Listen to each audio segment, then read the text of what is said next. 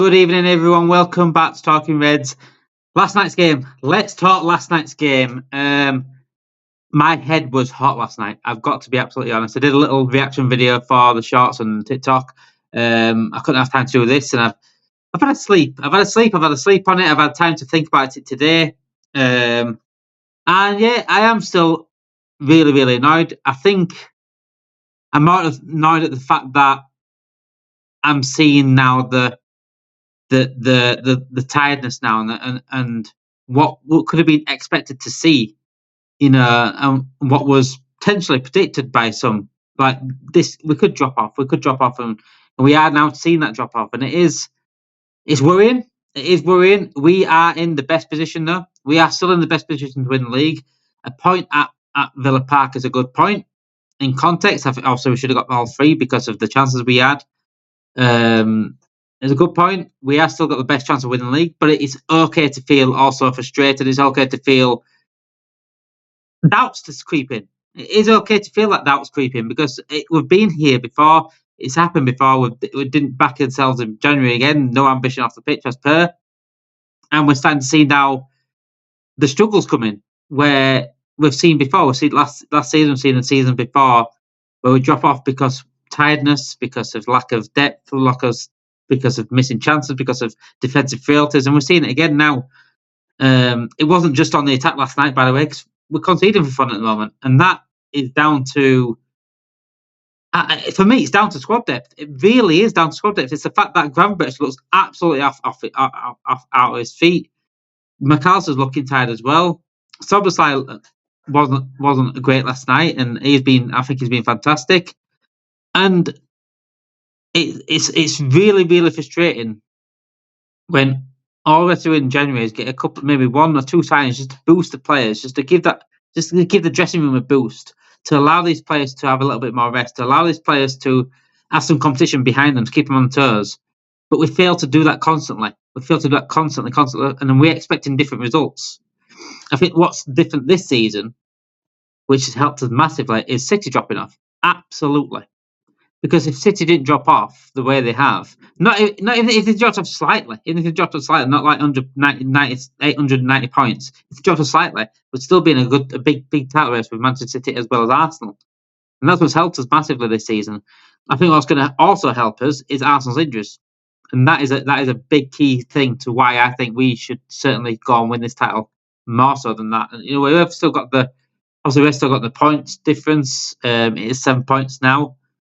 If Arsenal win on Saturday, it will go down to... Oh, no, it's 8 points now. Sorry, I do apologise. It's 8 points difference now. If Arsenal win on Saturday, it will go down to 5. And then we've got City on Sunday. And once we've played this weekend, after playing City, Arsenal will have a game in hand. And they could either take it down to 2 points, depending if we lose to City. If we draw to City, it'll be taken down to 3 points. And just like that, we could have been 10 points clear. We could be... at worst, 2 points clear in the space of 2 weeks. And it's exactly what I've been saying on here. The Premier League could turn around just like that. It could turn around just like that. And when you start getting into a bad rut, when you start going one game without a win or a couple of games without a win or bad performances to go along with it. I mean, on the Wolves game, we got a win. But that performance certainly wasn't a win at all, really. We got over the line. But when you get into that sort of bad performance spell, it's hard to get out of it. Luckily, we've got the players, Mohamed Salah, your Van Dijks, your Trent Alexander-Arnold. We've got these players. Well, it's funny I mentioned them three. They'll be living for free in the summer. We've got these players that can get us over the line, get us grind out wins. But likes of like Chelsea, for example, when they were playing bad, they couldn't get them out of that bad rut that I was in. I'm still angry at the misses. I'm going to talk about the game in itself in a minute, but I still see the clear light. I still see the picture that we are still favourites. We are still in a great position, the best position we've been in since we won the league. We still should win the league, but I'm certainly not out here. I'm not going to be ultra positive like some fans want you to be. I think everything's like this, especially in this fan base. You're either ultra negative, which is not good, or ultra positive is not good. You need to be there's a balance to be had. It's okay to feel negative thoughts, but it's okay to sort of have a positive mindset and say, look, yes, we are favourites. We should still go win this league. It's not the end of the world. It's not. The league isn't finished. We're still we're still top of the league by 8 points. So at the end of the day, there's a balance to be had, but it's okay to feel certain. Both things can be true at the same time. You can feel negative about things and still positive about things as well. So breaking the game down, then the misses. Diogo Jota, you're not getting away with this either. Diogo Jota, you're not getting away with this either, because what has happened to this guy? What has happened to Diogo Jota? This guy, we could rely on Slaughter. That's why we call him the Slaughter. We could rely on him to get chances put away constantly. It's quite often. He would always be the guy. It's Diogo Jota again. Like it got to the point where it wasn't a surprise anymore. It's Jota again. It'd be like we asked with Salah every single week now. Jota was that good at finishing, but recently, since he's come back this season, he's been awful all season. He's been awful all season. He had a good pre-season, but he's been awful all season. And he's not being. I mean, it just says a lot that how much Slots trust in him and Nunez right now. When Diaz is fit, Diaz plays up front. And he's not a striker. I get regarding Jota, I would let him go just because of his injuries alone. But if he could be the Jota that we normally know, it's hard to. I don't know if I could let him go because he's unreal. He's unreal. But recently, it's just this season has been absolutely awful, and those misses are simply not good enough. However, Darwin, Nunez, and people say, well, Jota missed some chances. Nunez does it, and everyone gets on the back. Nunez does this every week. He doesn't do the Brentford thing constantly, scoring goals. I've said it before. It's not about scoring last-minute winners all the time. You've still got to score goals and still got to do better on the ball. No one's questioning his work rate ever until last night. By the way, his work rate certainly went out the window, and Slot has found that out. Slot wasn't happy about that in his press conference today. He'll be having words with Nunez about that. So that's one thing that shouldn't be going. If you can't score easy chances like that, Nunez, your work rate still needs to be up. And what my issue is with Nunez is his mentality. His mentality and his attitude. And again, people go too far online. People throw abuse. People throw, it's just wrong things at people for no reason, and that's just their insecurities coming out online. I've been abused online. I've had abuse about me, but you got to know if you're coming into this sort of game, or if you're a footballer, if you come into this sort of content creation game, it comes part of it. You just got to deal with it a certain way. But what is the thing about Nunez is the valid criticism that likes of me or likes of whoever else gives it online is absolutely valid. You can't just turn up against Brentford and be entitled after that and say, like, I don't deserve any hate because you've been shit for the next 10 games. That Brentford one, and he mentioned it. He tweeted earlier. I don't know if anyone's seen his tweet, but he tweeted earlier. And he edited the tweet 3 times, so he got the first 2 tweets wrong. See the irony in that, what you will. And I just think that attitude, players get criticism all the time. They get hate all the time as well. I don't agree with the hate, or not the hate, but the abuse. I certainly don't agree with the abuse. But the criticism, you've got to just check it on the chin. You just got to take it on the chin, and you got to respond in a better way. Conor Gakpo got criticised. What did he do? He went away. It seems like he's worked on it. He's worked on what he needs to do. He's become a better player. He didn't moan about it online. He didn't say anything. He's got on with it. That's why Nunez doesn't have that mentality. He doesn't have that elite mentality. He doesn't. And he'll never become the player that he thinks he can be because of it.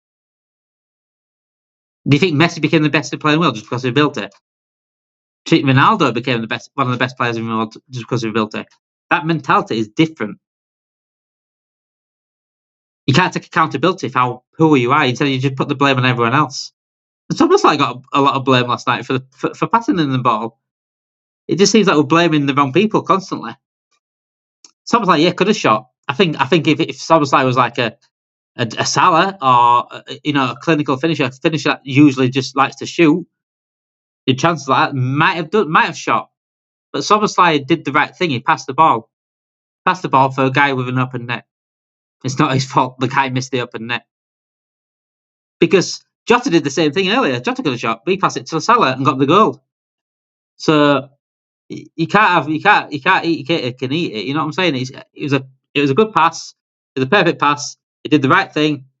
Nunez missed, and from then on we didn't see Nunez at all. And then he was smirking after the game, which me off again. He didn't go clap the fans. I think that it's the attitude for me. The attitude and mentality of him is disgusting. It's absolutely disgusting. And he has had so much backing from this Liverpool fan base. So much backing. And talking about Saudi the other day to Diaz, like laughing about it and stuff. It's disrespectful. That's why people have had enough of it now. They've had enough. So missing chances is one thing, but being disrespectful and not putting effort in afterwards is a completely different thing. Completely different thing. It's not good to miss chances, but when it's backed up with the attitude that you have and the disrespect that you show in the club with the Saudi thing, and not clapping the fans last night and not putting effort in after that and trying to get back into it, when these fans have fucking backed you, they've backed you for 3 years now. They give you another chance. Even this season, I was happy to give him another chance. I'm like, new manager, see what happens. See if Slot can get the best out of him. But even Slot finds it mission impossible now. So this is why for me, I'm done with him. I'm absolutely done with him. I'm absolutely done. I'd rather have kept Jayden Danns. I really would. And he might go and score, say, a winner against Arsenal as an example, and I'd be cheering him on. But I don't forget other things as well.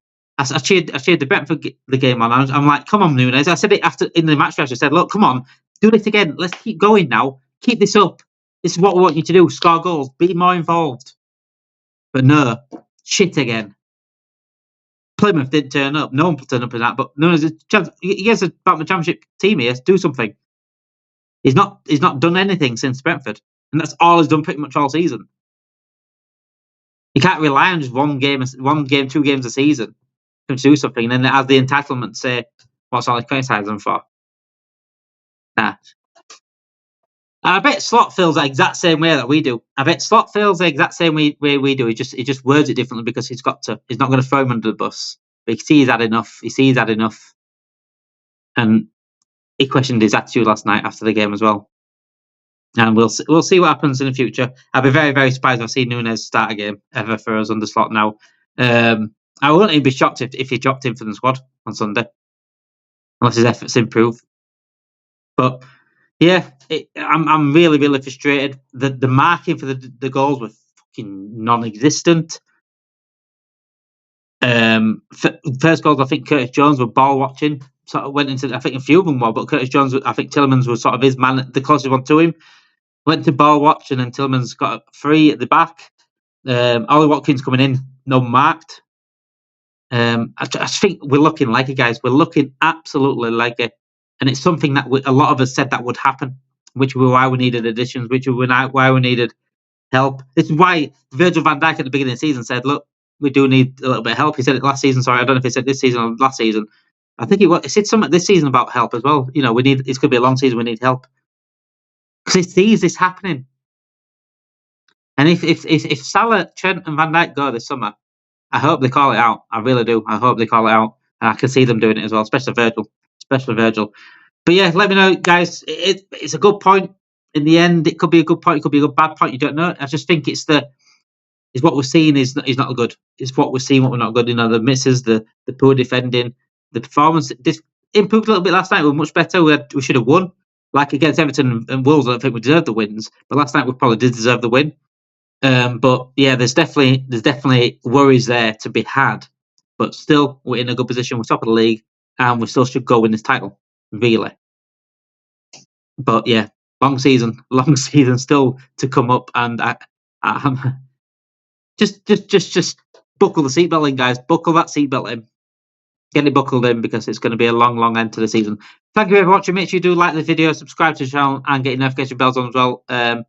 If you are watching, I've got something very, very, very special coming up, and I will let you all know as soon as I can. Very, very special for the channel and for a bigger thing that means a lot to me going forward. Thank you for watching. Have a great night, guys.